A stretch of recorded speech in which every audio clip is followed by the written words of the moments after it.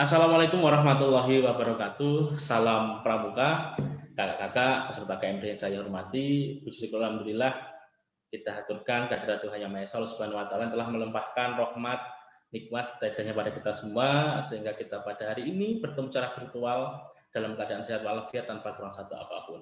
Kedua kalinya salat dan salam semoga tetap limpahkan kepada junjungan kita Nabi Agung Muhammad Shallallahu alaihi wasallam. Kakak-kakak, bagaimana kabarnya hari ini? Saya berharap di tengah pandemi ini kita semua diberikan kesehatan, tetap berkarya meskipun secara virtual, semoga tidak mengurangi hikmah maupun manfaat dari gerakan pramuka yang kita lalui saat ini. Kakak-kakak saya hormati, saya banggakan peserta KMD.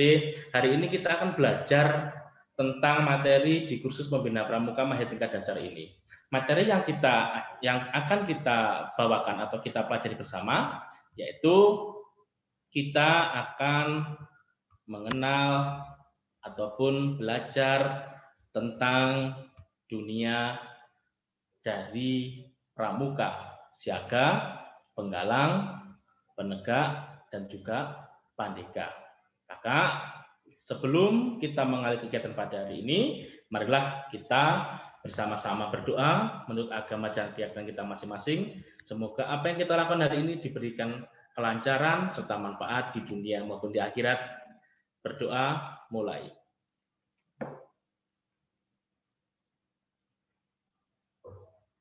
Terima kasih. Bisa diakhiri, kakak. Seperti saya sampaikan tadi, saat ini kita akan belajar tentang dunia siaga, kemudian penggalang, penegak, dan juga pandega. Bersama saya, Nanang Kuswoyo, selama beberapa menit ke depan kita akan belajar bersama-sama. Langsung saja untuk materi kita yang pertama, tentu di saat kita masih siaga, kemudian penggalang, kita juga penegak dan sampai ke pandega, tentunya kita sudah sedikit mengenal, meskipun tidak secara mendetail, tetapi siaga, penggalang, penegak, dan pandega ini merupakan tingkatan-tingkatan ataupun penggolongan di dalam gerakan pramuka. Nah, di dalam materi kali ini kita ada 3 pokok bahasan. Yang pertama yaitu tentang karakteristik usia pramuka, siaga, penggalang, penegak, dan pandega. Jadi disingkat SGTD. Jadi S untuk siaga, G itu singkatan dari penggalang, T untuk singkatan untuk penegak, dan D untuk pandega. Nah, untuk pokok bahasan yang kedua yaitu tentang jenjang tingkat pramuka SGTD, sedangkan yang ketiga kita nanti akan belajar tentang seragam dan tanda pengenal pramuka SGTD. Nah, untuk itu marilah kita langsung ikuti materi kita yang pertama. Nah, kakak, yang pertama kita akan belajar tentang pramuka siaga. Pramuka siaga itu adalah sebutan bagi anggota pramuka yang berusia atau berumur 7-10 tahun. Nah, biasanya di dalam pramuka siaga ini adalah adik-adik kita yang mulai kelas 1, kemudian kelas 2 sampai kelas 3 itu dikelompokkan menjadi pramuka siaga. Disebut siaga karena sesuai dengan keikhlasan pada masa perjuangan. Jadi di dalam gerakan pramuka itu semuanya adalah mengandung makna dan kiasan.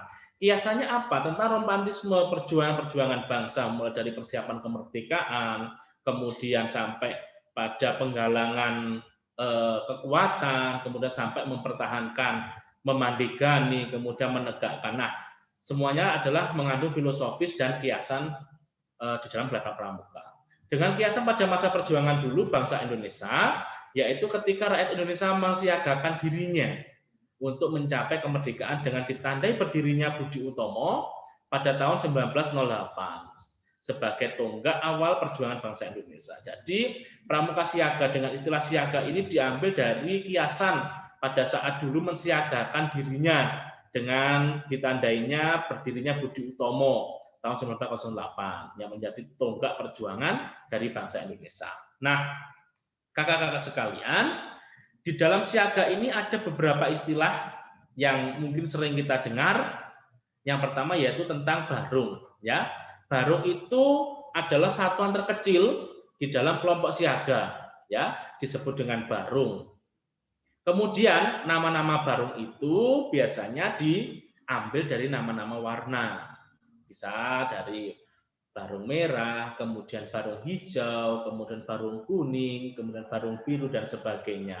Nah, penamaan barung ini tentunya harus disesuaikan dengan kelompok barung masing-masing adalah putra dan putri. Kalau barung putra biasanya ada warna hitam, kemudian kalau barung putri biasanya ke warna kuning, ya. Itu tergantung dari kesepakatan dari anggota barung masing-masing. Kemudian itu kalau satuan kecil tadi disebut dengan barung, kemudian kalau satuan besar atau kelompok besar di dalam pramuka siaga ini biasanya disebut perindukan, ya.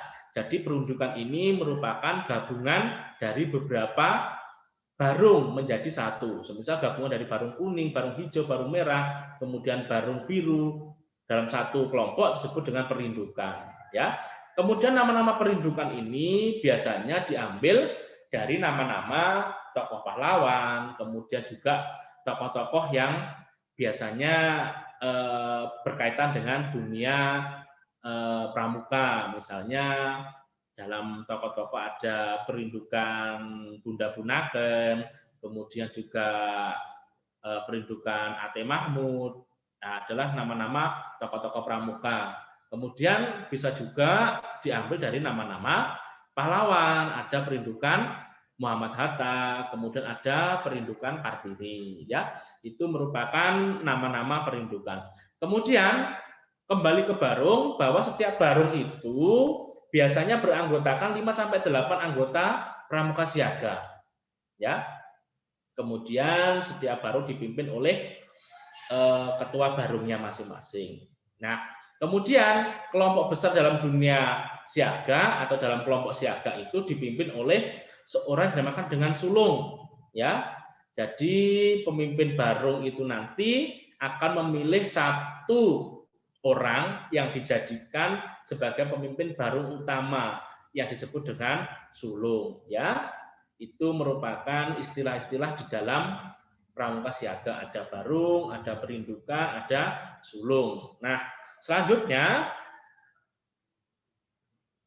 kemudian perkembangan kejiwaan. Nah, kalau kita sudah mengenal tentang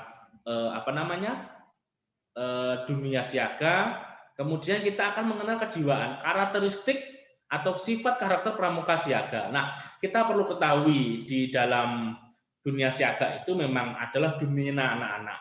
Ya, jadi mulai dari kelas 1, kelas 2 dan kelas 3. Nah, di sini biasanya kita juga begitu paham, kita sudah memahami, apalagi kita yang sudah berada di lingkup pendidikan, khususnya di pendidikan dasar itu karakter kelas 1, kemudian karakter kelas 2, kelas 3 itu kita juga akan paham di sana. Yang pertama yaitu yang sering kita jumpai sifat karakter yang positif, senang bermain, bergerak dan bekerja. Jadi anak-anak siaga atau peserta didik golongan siaga ini senang bermain, ya, senang bermain, kemudian bergerak aktif, ya, lari-lari, kemudian loncat-loncatan dan sebagainya. Kemudian senang meniru, senang menghayal. Jadi anak-anak siaga atau adik-adik siaga ini senang meniru, ya. Biasanya segala sifat yang ada yang mereka lihat seperti televisi, kemudian sifat-sifat yang dilakukan oleh pembinanya bahkan mungkin, nah itu nanti akan ditirukan karena karakternya anak-anak siaga ini adalah suka meniru. Kemudian senang menghayal, ya, menceritakan hal-hal yang bersifat fiktif, ya, lebih senang menghayal, bercerita dengan temannya dengan cerita-cerita yang di luar ataupun biasanya bersifat fiktif begitu. Kemudian senang menyanyi, gemar mendengar cerita. Jadi jangan kaget kalau anak-anak siaga atau menjadi seorang pembina siaga itu kita dituntut untuk pandai bernyanyi, kemudian pandai bercerita. Intinya bagaimana bisa mengambil hati, kemudian bisa menarik perhatian dari adik-adik siaga. Senang bernyanyi tentunya, ya. Jadi dari lagu-lagu yang ringan, terus sampai lagu-lagu yang sekiranya bisa membangun semangat untuk adik-adik siaga. Kemudian gemar mendengar cerita. Nah, salah satu teknik membina pramuka dari adik-adik siaga ini, seorang pembina biasanya paling efektif dengan cara bercerita, ya, entah cerita yang di Babel, kemudian kita kaitkan dengan pendidikan kepramukaan. Jadi mungkin kita bisa membuat cerita, kemudian kita korelasikan dengan pembelajaran yang ada di pramuka siaga. Ya, semisal kita katakanlah ada materi di salah satu SKU atau surat keterangan umum siaga. Nah, itu bisa kita membuat cerita, tetapi nanti muaranya adalah bagaimana menerapkan SKU itu. Kita membuat kaitan dengan itu. Kemudian senang bertanya, ingin tahu dan ingin mencoba. Nah, karakter-karakter inilah yang biasa kita jumpai pada anak-anak siaga. Senang bertanya, semuanya ditanyakan, ya. Dari hal-hal yang sekiranya sepele pasti mereka akan bertanya. Karena kenapa? Rasa ingin tahunya mereka tinggi. Kemudian ingin mencoba, ya, mencoba hal baru yang sekiranya dianggap baru bagi mereka, mereka akan cenderung ingin mencoba. Kemudian senang pamer, senang disanjung dan senang disanjung, kemudian senang pamer. Kemudian sikap siaga yang berikutnya senang pamer ini biasanya apapun yang dimiliki biasanya akan diperlihatkan oleh pembinanya kepada teman-temannya, ya, kepada orang tuanya. Kemudian senang ditanjung, ya. Jadi kita jangan sampai bosan-bosan memberikan pujian, ya, memberikan penguatan, memberikan pujian sebagai wujud apresiasi kita kepada adik-adik kita. Semisal pada saat latihan ada yang satu orang yang berani bernyanyi di depan teman-temannya. Nah, maka kita beri pujian, ya, dengan gerakan jempol, kemudian dengan ucapan dan sebagainya. Nah, itu akan membuat senang, ya. Kemudian merasa ada kebanggaan sendiri bagi seorang pramuka siaga. Yang berikutnya sifat-sifat karakter yang kurang positif di sini adalah labil, emosional dan egois. Ya, labil, masih suka plin-plan, katakan seperti itu. Emosionalnya tinggi, kalau tidak sesuai dengan keinginannya apa yang mereka inginkan, biasanya akan merajuk, kemudian mengumpat dan sebagainya. Egois, ya, karena jiwa kebersamaannya masih belum terpupuk dengan baik. Jadi masih bersifat individu, kemudian masih mementingkan dirinya sendiri. Kemudian yang berikutnya adalah manja dan mudah putus asa. Manja, ya. Manja biasanya, maka dari itu kita sebagai seorang pembina siaga nantinya kita juga dituntut untuk paham tentang karakter-karakter dari peserta didik kita. Sifatnya manja dan mudah putus asa. Kalau mengerjakan sesuatu tidak bisa maka akan putus asa, ya, cepat capek, apalagi nanti nggak bisa. Nah, biasanya itu adalah ungkapan-ungkapan yang sering disampaikan oleh adik siaga. Kemudian sifat yang berikutnya sensitif, ya. Sensitif ini kalau biasanya terkena omongan yang sedikit dengan nada tinggi, mereka akan merasa bersedih, kemudian merasa bersalah dan sebagainya. Kemudian rawan dan mudah kecewa. Rawan dan mudah kecewa. Mudah kecewa semisal tidak sesuai dengan apa yang mereka inginkan, mereka akan merasa gagal, ya, merasa kecewa. Kenapa saya tidak bisa mendapatkan itu? Mengapa saya tidak bisa seperti itu? Nah, biasanya sifat-sifat seperti inilah yang dimiliki oleh pramuka siaga. Kemudian malu-malu dan memerlukan perlindungan dan sebagainya. Malu-malu, biasanya masih malu-malu karena ya mungkin karena sifat percaya dirinya masih belum terpupuk dengan baik, karena mungkin karena juga faktor usia yang masih dini juga. Kemudian memerlukan perlindungan. Maka dari itu peran seorang pembina siaga itu akan lebih seperti orang tua, ya, akan seperti orang tua. Nah, itu merupakan sifat dan karakter yang positif dan negatif dari seorang anggota pramuka siaga.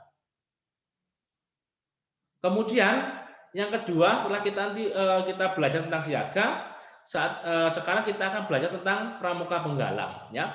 Pramuka penggalang adalah sebuah golongan setelah pramuka siaga, ya. Biasanya di dalam sekolah kita biasanya yang bernaung di lembaga SD maupun MI itu biasanya ada dua kelompok. Yang kelas 1, 2, 3 itu adalah kelompok siaga, kemudian kelas 4, 5 dan 6 itu biasanya masuk ke dalam pramuka penggalang. Nah, ini juga perlu penyempurnaan karena kenapa? Setelah di kelas 4, 5, 6 sudah penggalang, kemudian masuk ke SMP kembali ke penggalang lagi. Pada kelas 4, 5, 6 sudah penggalang, ya. Di SMP juga kembali penggalang. Nah, maka dari itu ini perlu penyempurnaan nantinya. Semoga nanti ada suatu perbaikan guna untuk penyempurnaan peraturan yang sudah ada. Nah, anggota pramuka siaga ini berbeda dengan pramuka siaga tadi. Kalau anggota penggalang itu adalah pramuka yang berusia 11 sampai 15 tahun. Ya, ini adalah pramuka penggalang. Biasanya adik-adik yang kelas 4, kemudian kelas 5, kelas 6 dan sampai jenjang SMP itu masuk di dalam kelompok pramuka penggalang. Mengapa disebut dengan penggalang? Karena sesuai dengan kiasan pada masa penggalangan perjuangan bangsa pada saat rakyat Indonesia menggalang dan mempersatukan dirinya untuk mencapai kemerdekaan dengan adanya peristiwa sejarah yaitu Kongres Pemuda Indonesia yang terjadi pada tahun 1928 ya. Jadi romantismenya ataupun kiasan dasarnya yaitu mengambil dari menggalang kekuatan persatuan dan kesatuan sesuai dengan persiapan kemerdekaan yaitu ditandainya dengan peristiwa Sumpah Pemuda tahun 1228. Nah, itu kenapa dinamakan penggalang? Karena untuk menggalang kekuatan, menggalang persatuan dan kesatuan. Selanjutnya, di dalam satuan terkecil, pramuka penggalang itu disebut dengan regu. Ya, kelompok terkecil dalam pramuka penggalang itu disebut dengan regu. Nama-nama regu itu biasanya diambil dari nama-nama binatang untuk yang regu laki-laki.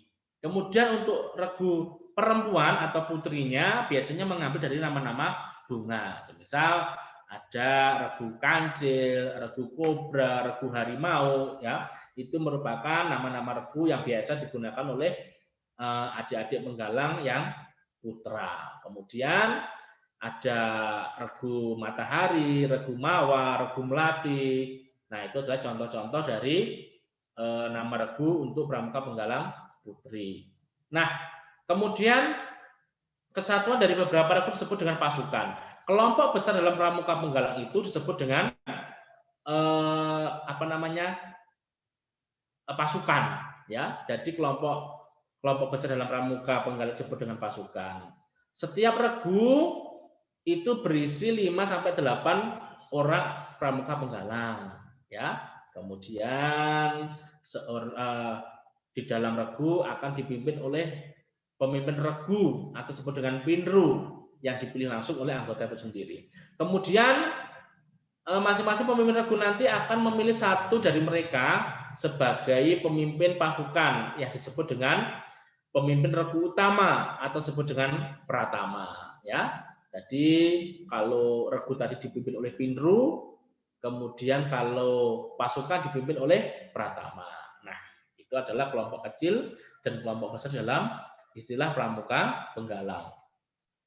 Selanjutnya, secara umum pramuka penggalang mempunyai kondisi jiwa antara lain yaitu mulai berpikir kritis karena ini sudah menuju ke fase usia-usia dari anak-anak ke menuju remaja, ya. Mulai berpikir kritis, ya, yang tidak sesuai mereka akan berontak, akan frontal, ya.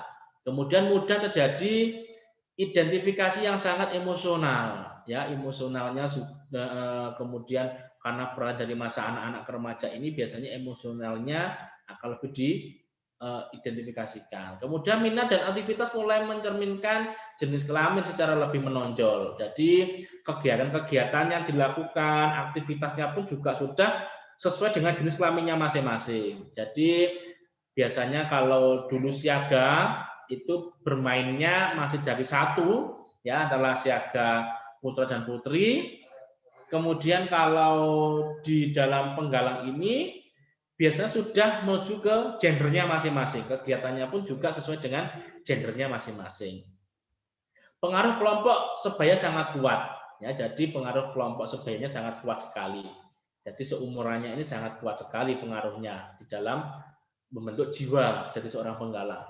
Kemudian memerlukan dukungan emosional orang tua bila mengalami kecelakaan dalam bergaul. Nah, kemudian memerlukan kehangatan dan keserasian dalam keluarga di rumah. Jadi selain pembina, peran orang tua di rumah juga sangat mempengaruhi terkait dengan karakter pramuka penggalang. Tidak hanya penggalang, siaga, kemudian penggalang, penegak dan mandeka itu alangkah baiknya kalau melakukan komunikasi. Orang tua juga melakukan komunikasi dengan intent dengan putra-putrinya. Kemudian menyenangi perilaku yang penuh kejutan, tantangan dan perilaku. Ya. kemudian suka mengganggu orang lain, ya biasanya jahil, lebih jahil. Kemudian suka juga bermain secara kelompok, ya dalam tim, karena kerja kelompok, bermain dalam tim, bermain dalam regu itu bagi pramuka penggalang itu adalah hal sangat menarik. Kemudian setelah kita mengetahui tentang kondisi yang ada di pramuka penggalang, selanjutnya kondisi kejiwaan di atas ditandai dengan perilaku-perilaku anak-anak seusia pramuka penggalang, yaitu biasanya anak-anak penggalang itu lebih aktif, ya senang bergerak, senang bermain, berlari-lari, senang mengembara, ya senang sekali dengan kegiatan penjelajahan berkaitan dengan alam. Kemudian suka menyanyi, berteriak-teriak, dan laki-laki sudah mulai paro. Jadi sini, jadi di dalam penggalang ini sifat-sifat siaga juga masih terbawa, ya, dan masih suka bernyanyi, berteriak-teriak. Kemudian sudah menuju pada pubertas, ya, anak laki-laki biasanya sudah mulai parau suaranya.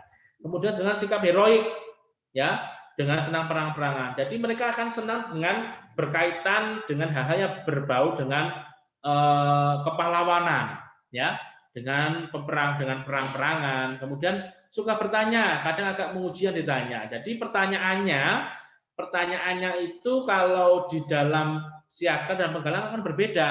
Kalau di dalam pramuka penggalang itu biasanya pertanyaannya akan terkadang menguji, ya, terkadang bertanya tapi tujuannya untuk menguji yang ditanya, ya seperti itu. Kemudian cepat bosan dan selalu ingin hal-hal yang baru, mencoba-coba hal baru. Nah, maka dari itu biasanya karakternya pramuka penggalang itu bosen gitu loh. Kalau kita tidak menciptakan kegiatan-kegiatan yang setiap hari bervariasi sesuai dengan kebutuhan peserta didik, nah maka mereka akan cepat bosan, ya. Karena di dalam pramuka penggalang ini ada peserta didik kita itu menyukai hal-hal yang baru, kemudian suka mencoba hal yang baru. Maka dari itu kreativitas dan inovasi seorang pembina penggalang itu sangat dibutuhkan di dalam menjadi pembina pramuka penggalang. Kemudian perhatian pada teman sebaya dan suka berkelompok. Kemudian jenjang pendidikan penggalang menekankan pada terbentuknya kepribadian dan keterampilan. Jadi di sini kita, kalau di pramuka siaga tadi kita lebih mengutamakan kepada pembiasaan, tetapi kalau di dalam pramuka penggalang ini kita lebih menitik beratkan pada kepribadian dan keterampilan, ya, dalam rangka untuk belajar sambil melakukan apabila nanti terjun di dalam dunia masyarakat. Nah, itu. Kemudian yang berikutnya, kalau tadi pramuka siaga dan penggalang, saya ulangi lagi bahwa pramuka itu ada 4 tingkatan. Yang pertama ada pramuka siaga, kemudian ada pramuka penggalang, kemudian ada pramuka penegak dan pandega. Nah, yang ketiga ini kita akan belajar tentang pramuka penegak, ya. Penegak adalah sebuah golongan setelah pramuka penggalang, ya, atau kalau ada pertanyaan apa pramuka penegak? Pramuka penegak itu adalah pramuka yang berusia 16 sampai 20 tahun, ya. Disebut penegak karena sesuai dengan kiasan dasar, yaitu menegakkan kemerdekaan bangsa Indonesia. Ditandainya dengan peristiwa kemerdekaan 17 Agustus 1945. Makanya dinamakan dengan penegak. Nah, pramuka penegak ini adalah pramuka yang berusia 16 sampai 20 tahun. Biasanya adalah anak-anak usia perguruan tinggi, mohon maaf. Jadi anak-anak yang biasanya berada di pangkalan SMA, SMK dan sederajat, ya, usia-usia penegak. Biasanya seperti itu. Jadi pramuka penegak itu adalah pramuka yang berusia 16 sampai 20 tahun. Selanjutnya, di dalam satuan terkecil kelompok pramuka penegak ini disebut dengan sangga. Satu sangga itu biasanya idealnya antara 6 sampai 8 orang penegak, ya, dalam satu sangga. Kemudian sangga dipimpin oleh salah seorang penegak disebut dengan pimpinan sangga atau pinsa, ya. Kemudian setiap 4 sangga dihimpun dalam sebuah ambalan. Jadi ambalan itu biasanya ada 4 sangga. Nama-nama sangga itu diambil dari kiasan masa-masa pemerdekaan juga, yaitu ada sangga pendobrak, pencoba, penegak, dan pelaksana. Biasanya itu nama-nama sangga seperti itu. Kemudian sangga-sangga itu dihimpun dalam kelompok besar disebut dengan ambalan. Ya, ambalan itu dipimpin oleh seorang ketua disebut dengan pradana. Ya, kemudian juga kepengurusannya ada sekretaris yang disebut dengan kerani, ada juga bendara yang disebut dengan hartaka ataupun juru uang. Nah, itu biasanya kepengurusan yang ada di dalam ambalan. Setiap ambalan biasanya akan memiliki nama yang bermacam-macam. Bisa diambil dari nama-nama pahlawan, kemudian juga diambil dari nama tokoh-tokoh pewayangan, kemudian ada tokoh-tokoh yang ada di legenda dan sebagainya. Suatu contoh, ada SMA Korpri di Bekasi.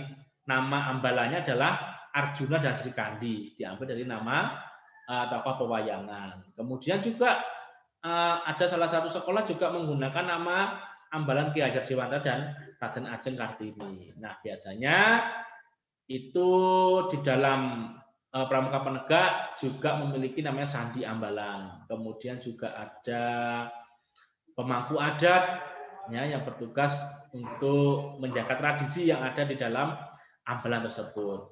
Nah, selanjutnya sifat umum dimiliki oleh pramuka penegak ini adalah semangat juang yang tinggi, idealisme, kemauan yang kuat, kemudian percaya diri, mencari jati diri, kreatif, kemudian peduli terhadap lingkungan masyarakat, serta memiliki loyalitas yang tinggi terhadap kelompoknya. Jadi, di dalam pramuka penegak ini sudah menuju ke arah yang dari remaja menuju ke dewasaan. Ya, jadi di sini setelah dari pramuka penegak, seorang pramuka penegak akan dihadapkan di dalam dua pilihan.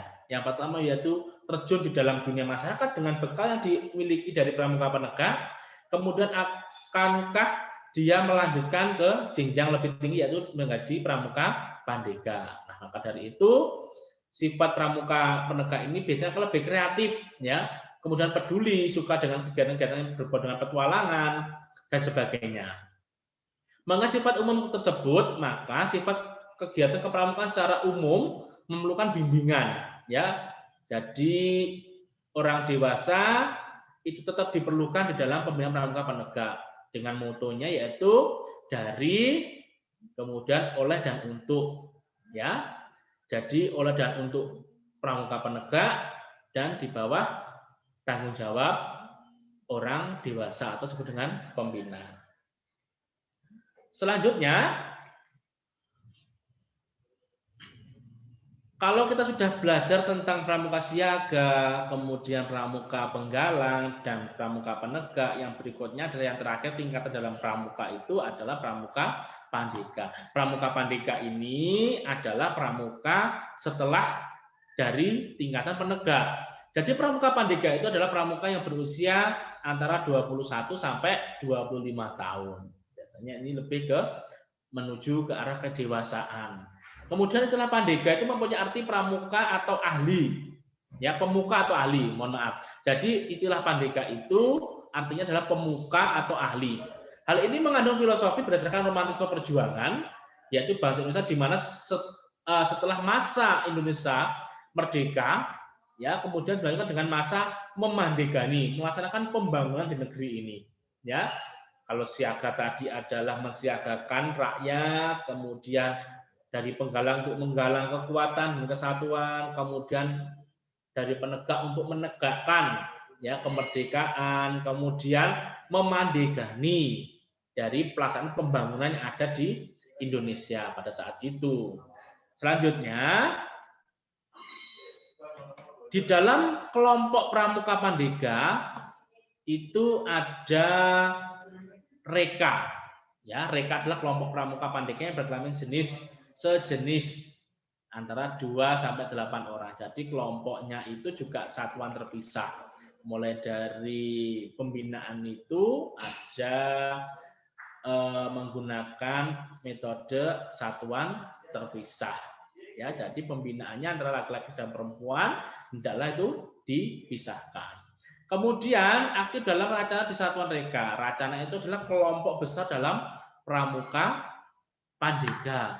Ya, setiap eh, apa namanya,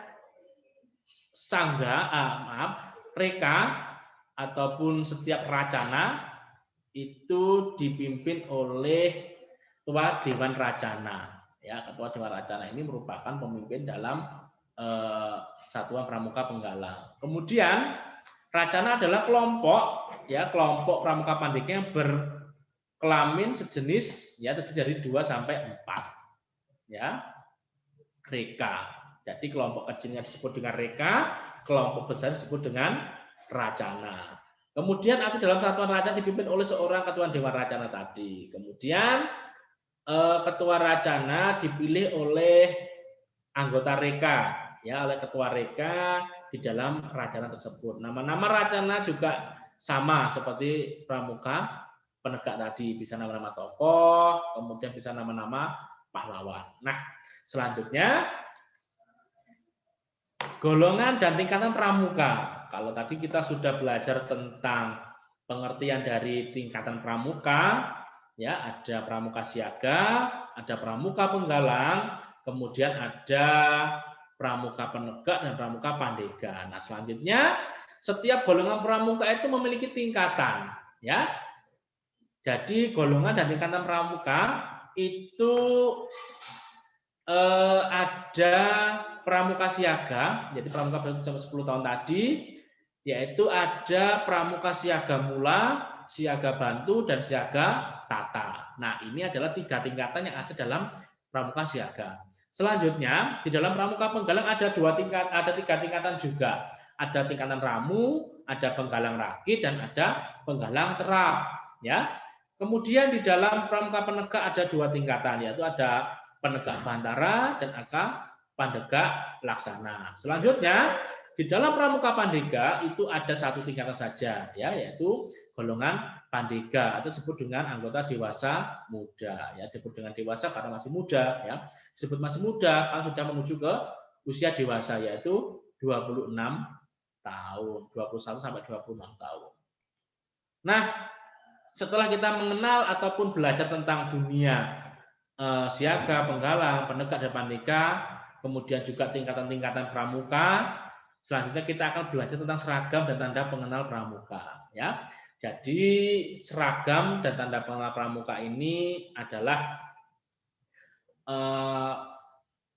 telah diatur dalam SK Kuarnas nomor 174 tahun 2012 tentang petunjuk penggunaan seragam pramuka, ya. Jadi seragam pramuka itu mulai dari tingkat siaga, kemudian tingkat penggalang, itu juga sampai ke pembina itu sudah mempunyai aturan-aturan baku, ya, yang tidak boleh sembarangan untuk dirubahnya karena sudah diatur di dalam keputusan Kuarnas yaitu nomor 174 tahun 2012. Nanti kakak bisa untuk mencari, ya, di browsing di internet, di Google terkait dengan lebih jelasnya tentang PP ataupun petunjuk penyelenggaraan atau penggunaan seragam pramuka, ya.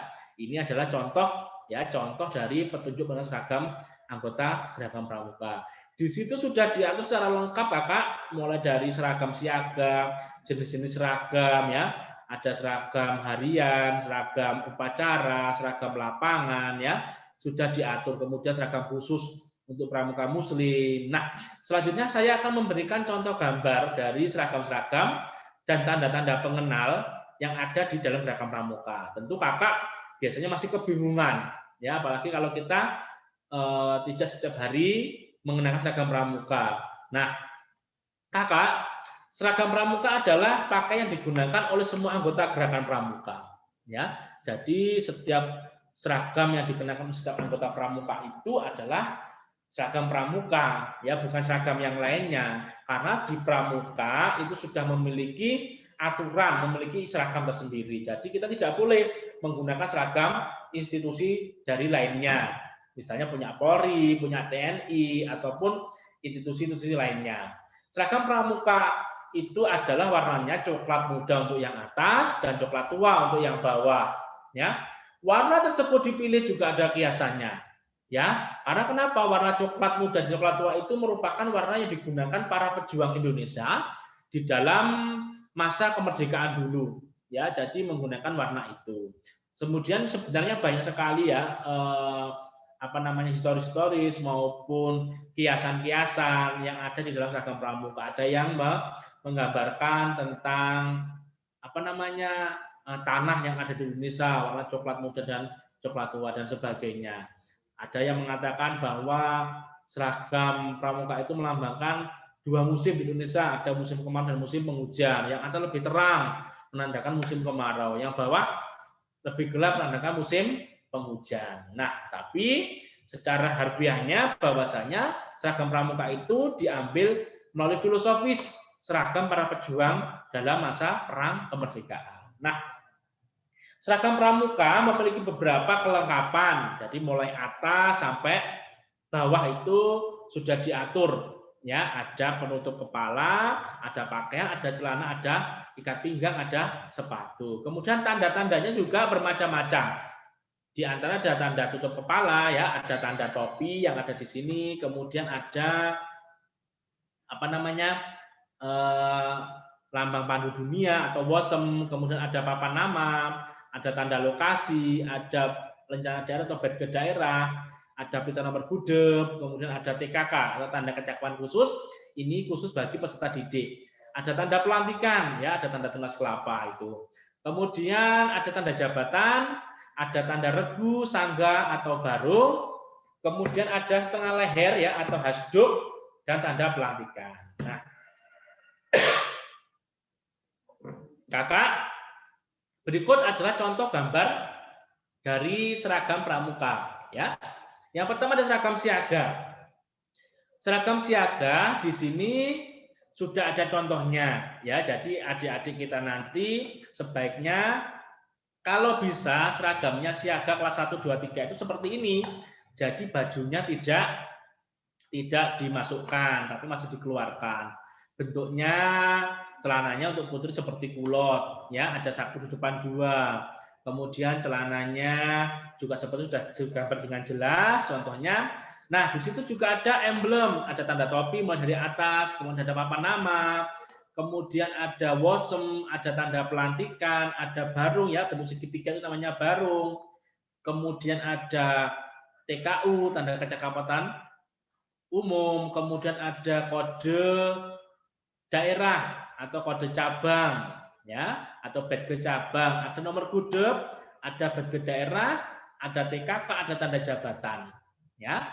Kemudian itu bisa diamati Kakak, nanti kalau kurang jelas seperti saya sampaikan di awal, bahwasannya kalau ingin jelas silakan dibuka, ya, di PP 174 tadi tentang petunjuk penggunaan seragam pramuka. Nah, ini pramuka siaga putra dan putri, ya. Nah, ini contohnya bisa diamati kakak-kakak. Tidak perlu saya panjang lebar untuk menjelaskan, bisa diamati. Kemudian selanjutnya yaitu tentang seragam, tanda pengenal pramuka, penegak dan pandega. Jadi seragam penegak dan pandega itu pada hakikatnya adalah sama. Yang membedakan apa? Yaitu warna dasar tatopnya. Kalau warna dasar tatopnya untuk penegak itu kuning, kalau pandega itu adalah coklat. Kemudian juga tanda TKU yang ada di pundak. Bandara Laksana itu biasanya hijau, kalau pandega itu adalah coklat. Itu saja yang membedakan. Secara bentuk baju, potongannya juga sama, ya. Yang perlu diperhatikan biasanya masih salah. Saat ini seragam terbaru, asduk laki-laki dan perempuan atau setengah lehernya antara laki-laki dan perempuan itu sama, ya, menggunakan asduk putra segitiga, ya. Semuanya sama. Kemudian bentuk saku bagi laki-lakinya itu adalah ada cekungan di dalamnya, ya. Kemudian yang putri sekarang tanpa menggunakan gesper, ya, dia ada baru. Selanjutnya ini adalah seragam pramuka khusus muslim, ya. Jadi siaga muslim boleh menggunakan celana. Kalau zaman dahulu yang bisa menggunakan celana itu adalah hanya yang berbasis di dalam keagamaan dan sekolah-sekolah yang berbasis agama dan pramuka mulai jadi penegak yang bisa menggunakan celana. Namun saat ini dengan adanya PP ini, sekolah-sekolah ataupun peserta didik yang muslim bisa menggunakan seragam muslim, ya, menggunakan kerudung dan lengan panjang. Bisa dilihat perbedaannya antara seragam yang biasa dengan seragam yang khusus untuk pramuka muslim. Kemudian ini adalah seragam pramuka muslim untuk golongan penegak ya dan golongan golongan penggalang ya. Jadi menggunakan lengan panjang, menggunakan rok ya, bisa juga yang putri menggunakan celana. Selanjutnya yaitu seragam pramuka khusus untuk pramuka muslim bagi pramuka penegak dan pandega ya. Jadi itu. Selanjutnya yaitu kakak-kakak sekalian, alhamdulillah kita sudah sampai di penghujung materi kali ini. Terima kasih banyak. Perlu saya review kembali bahwasannya pramuka itu adalah ada 4 tingkatan. Yang pertama yaitu tingkat siaga, kemudian kedua tingkat penggalang, yang ketiga tingkat penegak, dan yang keempat tingkat pandega. Nah, kakak-kakak sekalian, terima kasih. Semoga kita tetap diberikan kesehatan di tengah pandemi ini. Jangan lupa kita terapkan 3M. Ya, yang pertama memakai masker, kemudian menjaga jarak, kemudian tetap berada di rumah. Ya, itu sangat penting sekali. Di masa pandemi ini, jangan sampai menyurutkan semangat kita di dalam melakukan pembinaan peserta didik kita. Jadi masih banyak kegiatan-kegiatan yang bisa kita lakukan di masa pandemi ini. Ya, mencuci tangan, memakai masker, dan menjaga jarak itu merupakan hal yang paling mudah bisa kita lakukan di dalam menanggulangi penyebaran COVID-19 ini. Kakak, mungkin itu saja materi dapat saya sampaikan. Kurang lebihnya mohon maaf. Kita bertemu di lain kesempatan. Kurang lebihnya mohon maaf. Bila taufiq wal hidayah. Wassalamualaikum warahmatullahi wabarakatuh. Salam Pramuka.